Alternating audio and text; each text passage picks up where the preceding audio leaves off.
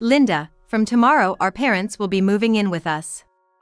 It's the house with a yard that I bought, so no complaints. If you don't like it, sleep outside, got it? On the day we moved into our new home, my husband Michael said that. I hadn't heard a word about living with the in-laws. The purchase of this house with a yard right in front of us was also something Michael decided on his own.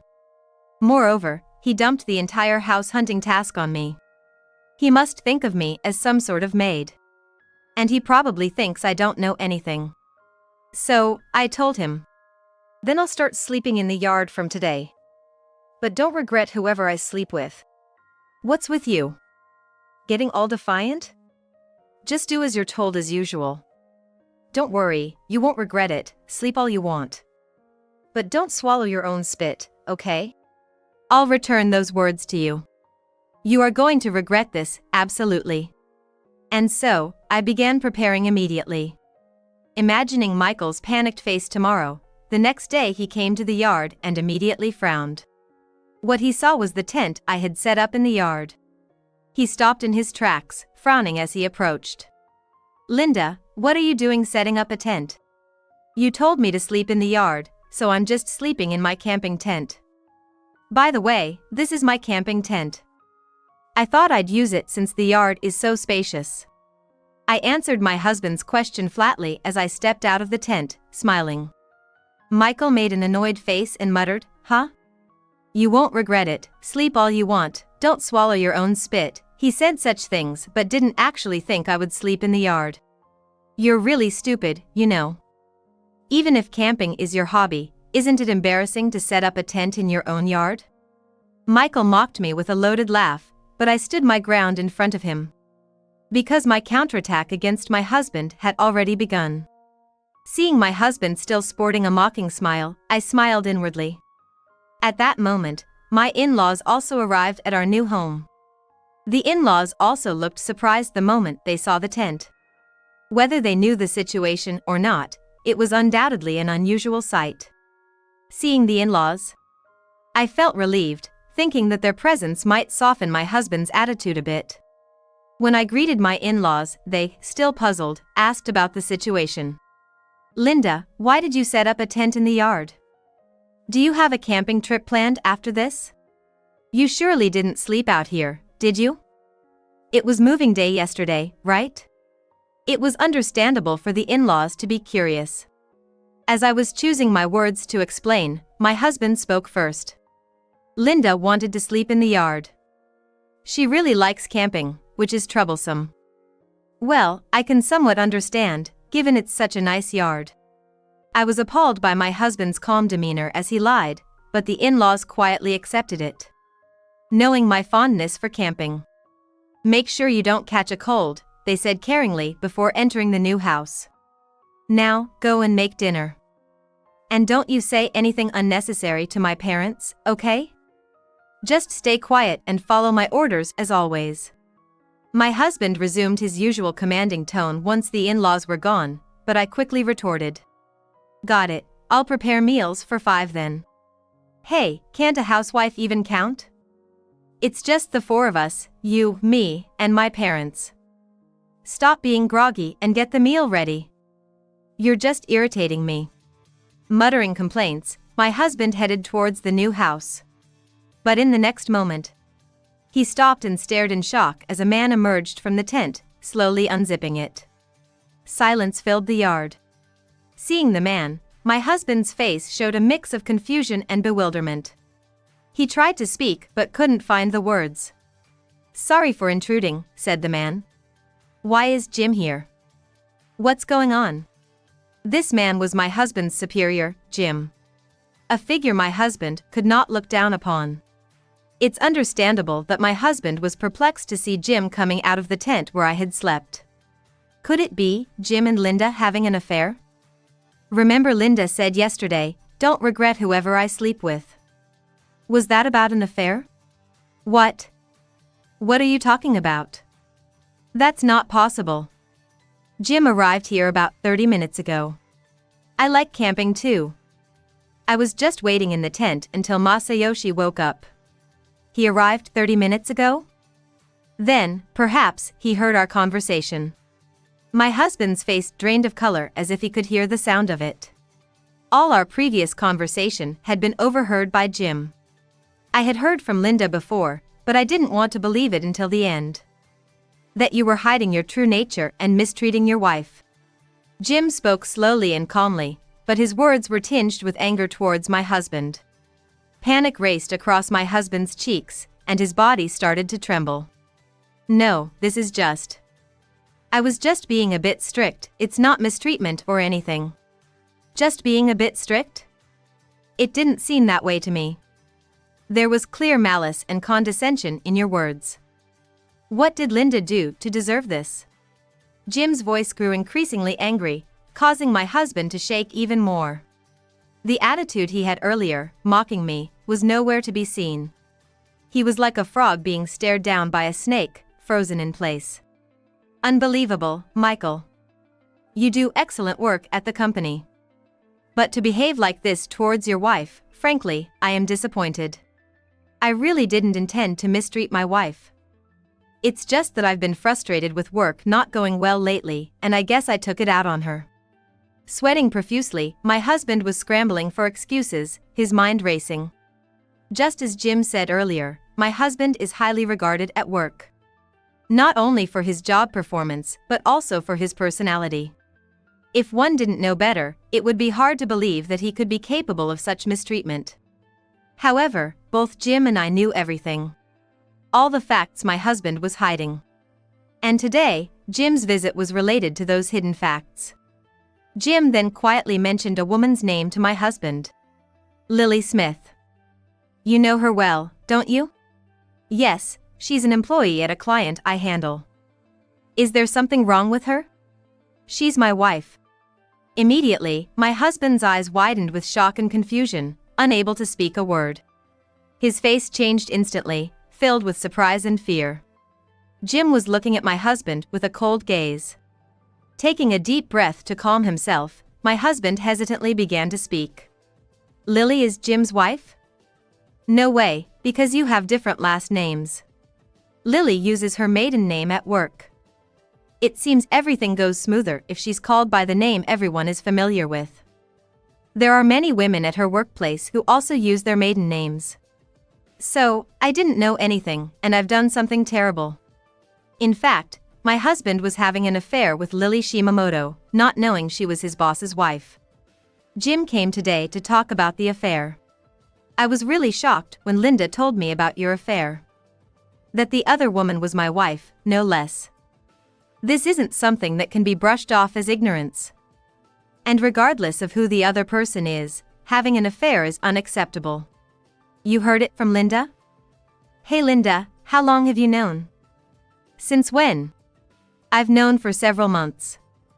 Since around the time Michael began to grow cold after finding out about my infertility. The trigger for my husband's mistreatment was the discovery of my infertility. While I was undergoing infertility treatments, my husband was unsupportive and became increasingly distant, leaving me feeling isolated. One day, when he said he was going on a business trip, I accidentally witnessed him leaving for a romantic getaway. That's when I decided to investigate his affair. As a result, I found out that his mistress was his boss's wife. Fueled by this revelation, a desire for revenge grew within me. Then my husband brought up the idea of buying a house in the countryside. His suggestion became the catalyst for advancing my revenge plan. I monitored his actions and began planning my revenge, leading to the current situation. Michael, you said you wanted children, so I thought I should try harder with the infertility treatments. But instead of supporting me, you started ignoring me completely. You abandoned me for Lily, didn't you? You just said you never intended to mistreat me, but you were doing it deliberately, weren't you? You were pushing her to the brink, aiming for a divorce. Not telling her about living with your parents was part of the harassment, wasn't it? What do you say? That's not. With each word loaded with anger, my husband stumbled over his words. I could tell he was hit right on the mark. With a sharp glare, I looked at my husband while Jim's gaze mixed disappointment and contempt. My husband's face turned ashen, and his body trembled. Yet, he forced himself to speak, refusing to admit the truth. I admit I was harsh on Linda, but I categorically deny the affair allegations. It's just a baseless accusation from Linda and Jim. There's no evidence, right? Linda claimed I was on a romantic trip, but I merely encountered Lily by chance on a business trip. We had meetings and went out for drinks because of work. But I never had an affair. I see, indeed, there's no evidence. We haven't prepared such a thing. Right, there's no evidence. But you are definitely having an affair. Admit it and apologize to Jim first. Linda, enough now. I didn't have an affair. If you want me to admit it, show me the evidence. Don't get cocky and order me around. Enraged, my husband lashed out at me without restraint. The air was electric with Michael's demonic fury. A clear sign he was cornered with no room left to hide his true nature. He was unwittingly tightening the noose around his own neck, the fool. What's the matter, Michael? Why are you shouting like that? It could be heard inside the house. Oh, isn't that gentleman over there Jim? I'm terribly sorry for causing a disturbance. Actually, I came today to discuss Michael's affair. The in-laws were undoubtedly shocked upon hearing Jim's words. They froze, mouths agape, as a silent tension enveloped the scene. After 10 seconds, Michael's father-in-law tentatively asked, "Is it true about the affair, Michael?" I can't believe Jim would joke about something like this. Can you explain it so we can understand? Dad, it's not true, I'm innocent. Jim is just presuming I'm guilty of an affair without any proof. I swear I haven't done anything like that, you can trust me. Linda, what's going on? I don't understand anything. Mother, I'm sorry to have shocked you. But what Jim is saying is true. Michael has been having an affair, and the other woman is Jim's wife. Now, I will prove it. After saying this, I pointed to a certain place. Michael and the in-laws looked where I pointed, but it was just the tent in the yard. Their confusion was palpable, but they were about to witness something shocking. I'm so sorry. The person who emerged from the tent was Lily Smith. Jim had not come alone, he was accompanied by Lily. So, the entire conversation had been overheard by Lily as well. The in-laws, meeting Lily for the first time, were startled to see an unknown woman stepping out of the tent. Meanwhile, Michael was profoundly shaken by the realization that his affair partner had been nearby all along. We don't need evidence, Michael. Lily has already fully admitted to the affair. Actually, we do have evidence, but having Lily prove it seemed faster. I also wanted to see your reaction, and you certainly showed your true colors, without realizing you were digging your own grave. Bringing Lily here, has she already told you everything? At Michael's question, Lily nodded silently. Once again, Michael's body trembled, and his face drained of color. Father, mother, as I mentioned earlier, I have been mistreated by Michael. I wasn't even informed about this living arrangement. I had to sleep in a tent in the yard because Michael commanded it. He considered me disposable due to my infertility and chose to have an affair with Lily. I don't get it. Michael, you told us, changing our environment might improve the chances of fertility treatments. Was that all a lie? You said you would support me, right, Michael? Instead of supporting, you were planning to abandon me. The in-laws' disappointment and anger finally brought Michael to his knees, and he prostrated himself on the ground, forehead rubbing fiercely against the earth. I'm truly sorry. I was shocked to discover Linda's infertility. Having children was my dream, so I thought if I couldn't have children with Lily, I'd need to remarry someone else. That's when I met Lily, thinking she could fulfill my dream. Michael trembled as he desperately confessed his feelings, seemingly realizing that excuses wouldn't work anymore. Without moving his forehead from the ground, he continued to apologize profusely. But then his body was suddenly flung to the ground with a dull thud, under the furious gaze of his enraged father-in-law. Linda wanted children too, didn't she? Have you ever considered her feelings, being unable to conceive? Do you think of your wife as property, to be discarded when no longer needed? What do you say, Michael? Answer me. I saw it for the first time. The usually gentle father-in-law expressing such rage. Yet his face was filled with sadness. Unthinkable that his beloved son could commit such inhuman acts behind the scenes. And still try to justify them. I've never been a parent, but the thought of my own child doing such things would tear me apart. As Michael lay on the ground, his mother approached with a similarly pained expression. Michael, I'm going to divorce you and claim alimony for the mental anguish you've caused. With that, I presented the already filled-out divorce papers. Michael, still prostrate, took them. Yet, in a shocking move, Michael retorted. Dad's right. A wife is just property to me, disposable when no longer needed. Clearly, it's all Linda's fault. Had I known about her infertility, I wouldn't have married her. Discovering it after marriage feels like a fraud. What alimony?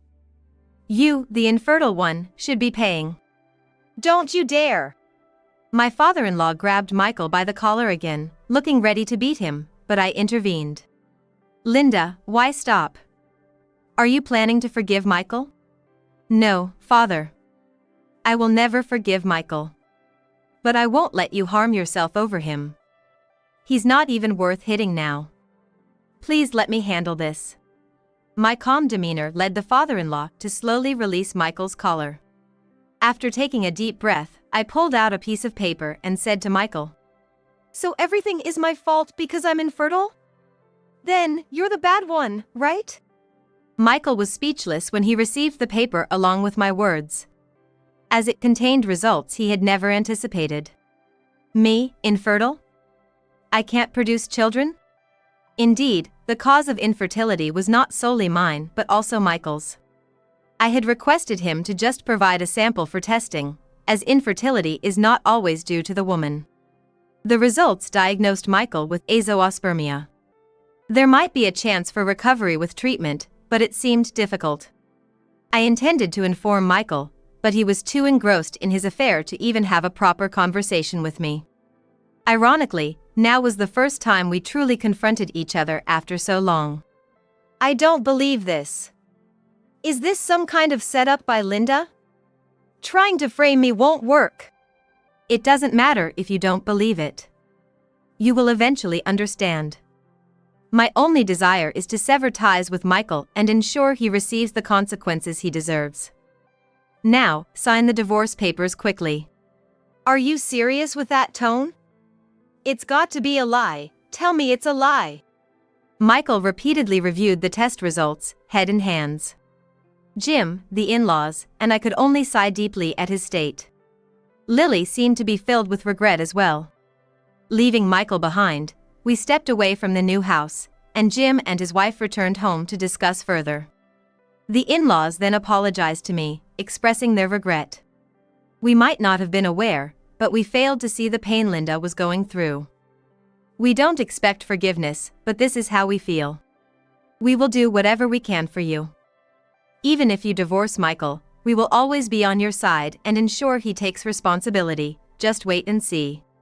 There was no need for you two to apologize. I was at fault too, for not speaking up sooner and allowing myself to be pushed around. Plus, I almost caused you both a lot of trouble because of me. Actually, here I decided to reveal a fact I had kept hidden from my in-laws. They were surprised but chuckled at my thorough preparation, murmuring, "It's all Michael's doing." After that, the divorce with my husband was finalized, and I returned to my parents' home. It wasn't long before I received frantic calls from my ex-husband. "Linda, what's happening? This is all you're doing, isn't it? Answer me." There was not any leeway in his voice. Even over the phone, I could sense his utter desperation. Suppressing a laugh, I decided to spill the beans. Why so panicked? I don't know much, except maybe that the new house you bought is defective. Hey, stop joking around. I just realized it's uninhabitable because I've been too frantic to notice. What are you going to do about this? I'm not doing anything. You pushed the house hunting onto me, so I just followed your orders. You were the one who made the final decision to buy, right? Is there a problem? The decision to purchase the house with a yard was made solely by my husband, yet he dumped the entire search on me. At that point, I had already considered revenge, leading to my strategy of making him live in a defective house. You can check online for signs of a defective house, like uneven floors, ceiling checks, and door and window operations. I created a checklist and went to the viewings, choosing the property with the most issues. Judging by my ex-husband's reaction, it's safe to say my plan worked. The only miscalculation was his secret plan to live with my in-laws, which could have caused them great trouble, but now they live peacefully elsewhere, not with him.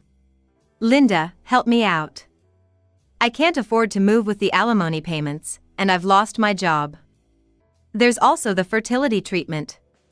I truly regret everything. I shouldn't have cheated. I should have valued you more. So, you only realized you were wrong after finding out you're infertile? Well, that's good for you. You should reflect on your regrets and start over. Good luck living alone. Wait. Weren't we married? Don't abandon me, please listen to me. His self-centered remarks almost drove me to explode with anger. Being done with him, I found any further interaction merely troublesome.